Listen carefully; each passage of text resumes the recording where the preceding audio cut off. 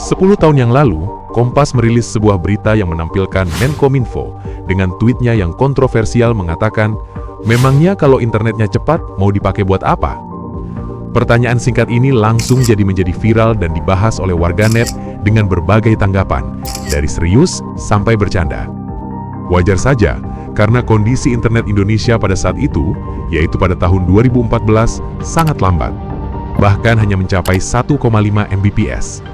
Hal ini menjadikan internet Indonesia saat itu yang paling lambat di kawasan Asia Pasifik.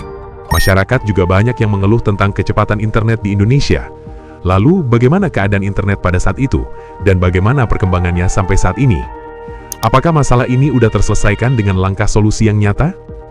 Di sini gue bakal bahas dari awal mula tweet ini rame sampai menjadi meme, siapa sosok menteri ini, dan yang gak kalah penting adalah perkembangan internet Indonesia dari sejak 10 tahun yang lalu sampai sekarang. Oke, langsung aja to the point.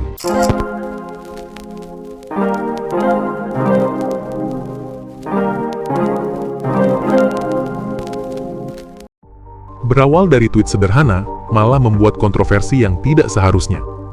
Sejak tweet itu muncul, masyarakat sampai menangkap jejak digital ini sampai sekarang untuk dijadikan meme dan bahan kritik. Mengingat, setiap ada keluhan sosial media atau postingan statistik perbandingan internet Indonesia dengan negara lain, pasti ada yang melemparkan meme seperti ini. Dan banyak juga yang masih menyimpannya untuk membandingkan perkembangan internet dulu sampai sekarang. Tweet ini kemudian diliput berita dan mendapat beragam tanggapan, baik melalui balasan maupun respons dalam bentuk video. Jenengan internet cepat ngopo? Akses browsing. Internet cepat untuk sharing data. Internet cepat Agak keras. buat menyentuh dunia dengan satu jari ting. Buat eksis. Menurutmu internet cepat buat apa? Yo kalau buat saya buat posting web bro, buat apa? Publish data-data ke website. Masa iya harus loading bro? Nah, internet cepat ini menurutmu ngopo? Gua paling gue buka password, tiga rintingan lah.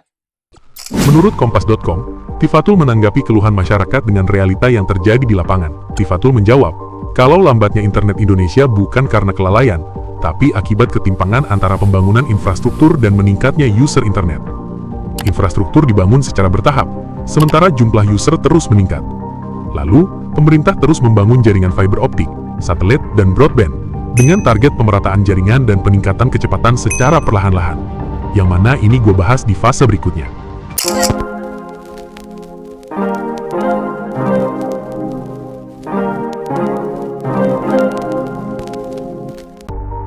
Tifatul Sembiring lahir pada tanggal 28 September 1961. Ia adalah seorang politikus Indonesia yang terpilih sebagai DPR RI 3 periode sejak 2009, mulai dari Presiden PKS pada 2004 hingga 2009, sampai Menkominfo pada tahun 2009 hingga 2014. Ia meraih gelar Insinyur Komputer dari Sekolah Tinggi Ilmu Manajemen Informatika dan Komputer, STINK, Jakarta. Mari mendaki ke Gunung Merbabu. Jangan lupa membawa rompi. Di sini banyak ibu-ibu, jangan bicara poligami. Tifatul awalnya fokus di dunia dakwah dan pendidikan. Namun pada tahun 1990, ia bergabung dengan Yayasan Nurul Fikri di bidang riset dan pengembangan. Sekaligus ia aktif sebagai mubalik di Korps Khairul Ummah. Setahun kemudian, ia mendirikan penerbit Asaduddin Press di Jakarta, dengan dukungan istrinya yang banyak menulis isu kewanitaan. Untuk saat ini, Tifatul Sembiring menjabat sebagai Ketua Fraksi PKS di MPR RI 2024-2029 dan juga masih aktif sebagai anggota DPR RI Komisi 7. Tifatul Sembiring juga pernah menuai kontroversi karena mengaitkan bencana alam dengan amoralitas masyarakat, termasuk menyalahkan tayangan TV dan pornografi.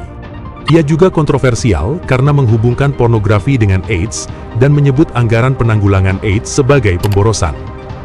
Pada 2014, ia menuai kecaman karena rencana pemblokiran situs Vimeo dengan alasan pornografi yang dianggap menghambat kebebasan berekspresi dan karya kreatif.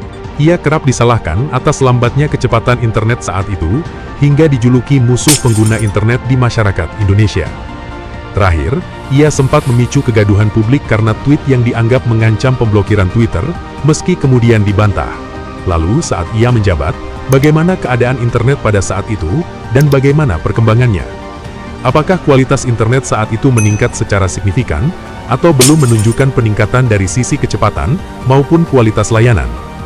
Hal ini akan gua bahas di phase berikutnya.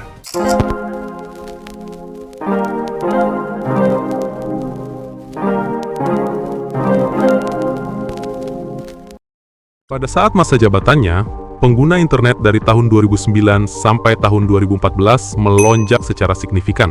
Dari 30 juta pengguna, melonjak sampai 88,1 juta orang di 2014. Yang mana artinya, penetrasi internet melonjak setiap tahun dalam kurun waktu tersebut. Penetrasi internet itu apa? Penetrasi internet adalah berapa persen penduduk wilayah yang menggunakan internet di wilayah tersebut. Namun, kecepatan internet pada saat itu masih sangat rendah. Bahkan, kecepatan rata-rata Indonesia menempati peringkat rendah di Asia Pasifik. Hal ini sangat jelas menunjukkan bahwa meskipun pengguna bertambah, kualitas koneksi belum mengikuti.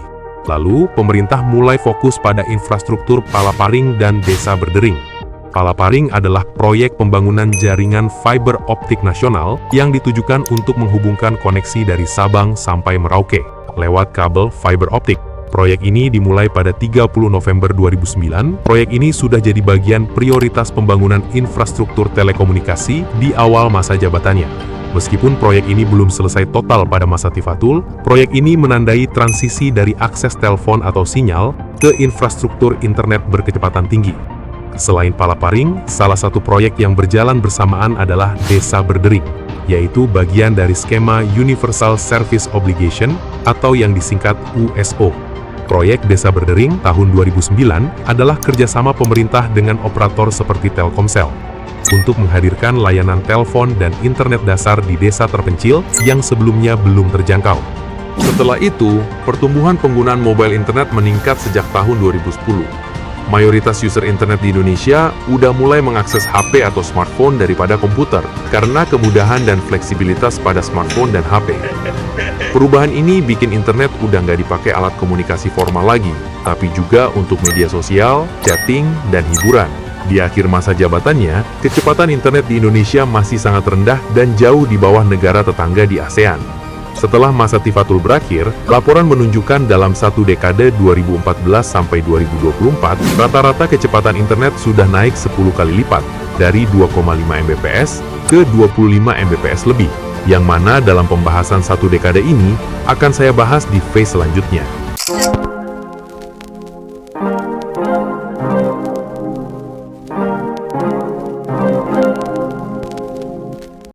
Setelah era Tifatul Sembiring selesai, pemerintah melanjutkan proyek Palaparing. Di tahun 2015, Palaparing menargetkan 3 paket wilayah. Paket Barat, menjangkau Sumatera terhubung ke Kalimantan bagian Barat. Paket Tengah, terhubung di Kalimantan, Sulawesi, dan Maluku Utara. Paket Timur, mencakup Nusa Tenggara Timur, Maluku, Papua Barat, dan Papua sampai pedalaman. Proyek ini pun dilakukan dengan bertahap.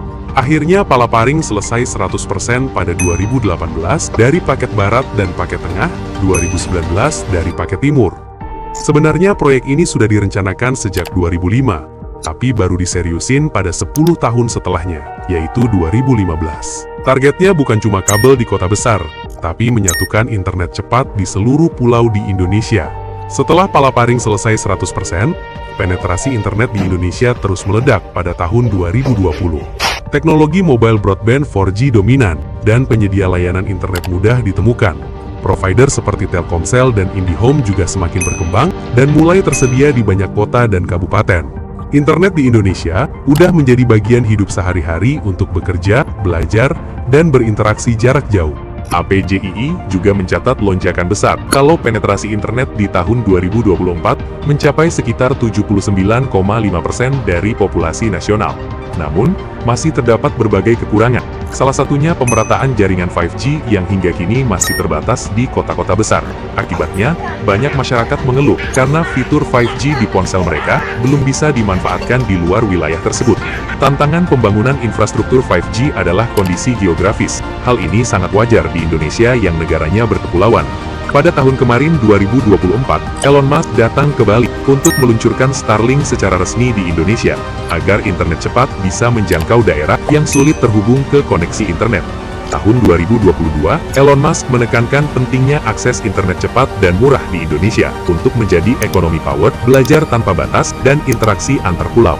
Sejak adanya Starlink di Indonesia, Starlink membantu fasilitas kesehatan, memicu inovasi ISP lokal, dan memberikan penyediaan koneksi internet di wilayah tertinggal. Bahkan Starlink juga disediakan gratis untuk korban banjir di Sumatera saat ini.